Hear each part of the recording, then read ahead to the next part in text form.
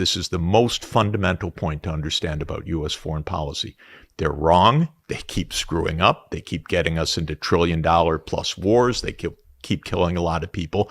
But their basic belief is the U.S. is the only superpower. It's the unipolar power, and we can do what we want. So they could not hear Putin. Even that moment, they couldn't hear the rest of the Europeans.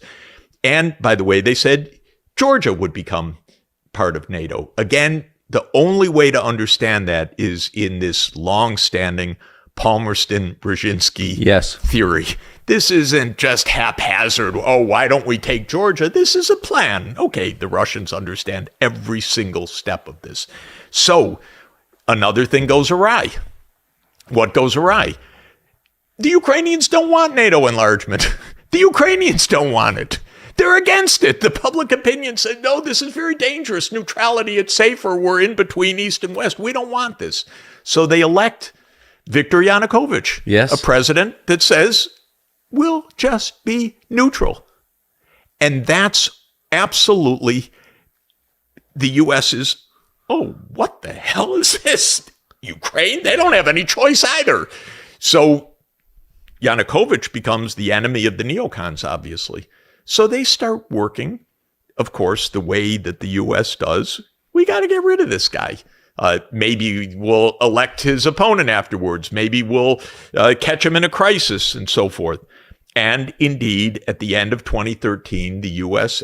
absolutely stokes a crisis that becomes an insurrection and then becomes a coup. And I know, again, from firsthand experience, the U.S. was profoundly implicated in that. But you can see our senators standing up in the crowd like if Chinese officials came to January 6th and said, yes, yes, go. You know, how would we like it if Chinese leaders came and said, yeah, we're with you 100%. American senators standing up in Kiev saying to the demonstrators, we're with you 100%. Victoria Nuland famously passing around the cookies, but it was much, much more than the cookies, I can tell you. And so the U.S. conspired with a Ukrainian right to overthrow Yanukovych, and there was a violent overthrow in the third week of February of 2014.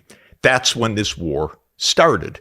This war didn't even start in 2022. It started in 2014. That was the outbreak of the war, was a violent coup that overthrew a Ukrainian president that wanted neutrality. When he was violently overthrown and his security people told him, you're going to get killed.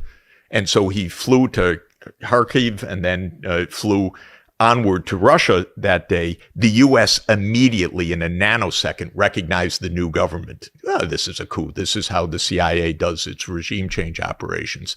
So this is when the war starts. Putin's understanding, completely correct in this moment, was I'm not letting NATO take my naval fleet and my naval base in Crimea. Are you kidding? The Russian naval base in the Black Sea, which was the object of the Crimean War, and in its way is the object of this war, in Sevastopol, has been there since 1783. And now Putin's saying, oh, NATO's going to walk in?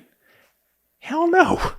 And so they organize this referendum of this is a Russian region, and there's an overwhelming support. We'll stay with Russia, thank you, not with this new post-coup government.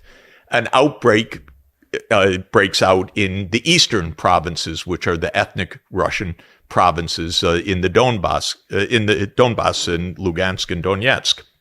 And there's a lot of violence. So the war starts in 2014.